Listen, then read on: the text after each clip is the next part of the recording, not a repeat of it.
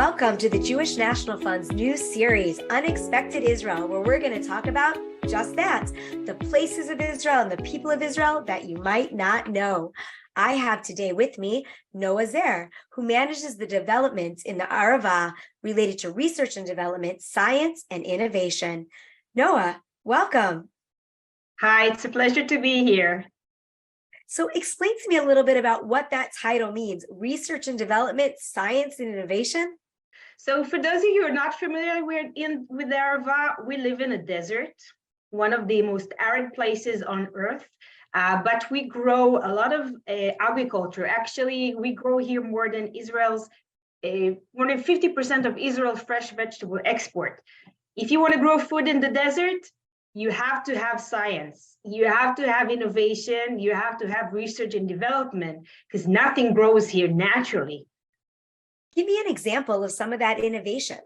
My father-in-law, who is one of the veteran farmers, used to farm in his farm. He had the green fingers, and he was listening to the wind and patting the leaves and knowing exactly what to do. My husband now, who's a second-generation farmer, he's got an app on his smartphone telling him exactly how much fertilizers the plants need, what the exact calculation of everything is. His labor force is being monitored. Everything is being exported to Excel chart, and that takes a lot of knowledge. That takes science. Also, if you look at simple things like the water quality here that deteriorates, we need to know how to learn with the water issues. We need to learn with the climate changes that hits the Arava just as any other places in Israel and in the world. Incredible. Now, tell me a little bit about yourself. I mean, why did you decide to move to Arava? It's a great question. I happened to fall in love with the second generation from the Arava, and it was love that brought me to the desert. I think when I came here, people looked at me as crazy because really it was a desolated land. But now, thanks to the work that we do with the Jewish National Fund, a lot of young families are finding this region interesting and attractive and wants to explore the opportunities that are found here in the area. So what do you love most about living in the Arava? I mean, it is true that it's not the bustling city of Tel Aviv. It doesn't have the history of Jerusalem. It is still desert. You know, when my husband and I got married, when we started thinking of where we want our family to be, and we understand that we were living in Tel Aviv, never knew our neighbors. It was the sense of community that drove us to the Arava, which is still so strong today. So it was the social solidarity and also Zionism. You know, you don't need to practice Zionism here. The kids and the community just live and breathe it. It's natural as, you know, living in the desert, that you do what you do because this is a national mission.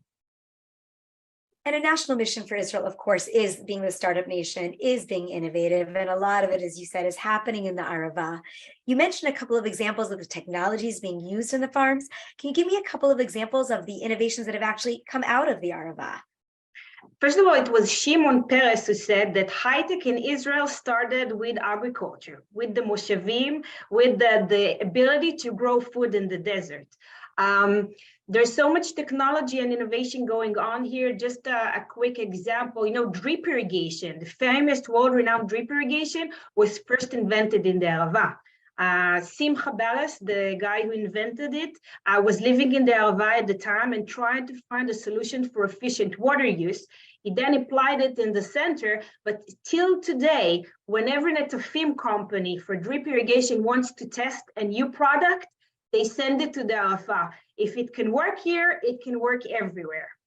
Incredible. So is this why Jewish National Fund USA focuses so much of its philanthropic investments in the Arava and the Negev? And what are some of the other reasons? I think that, first of all, for young couples today, there isn't an alternative for affordable living in the center of Israel, who became so hectic and not affordable for young couples.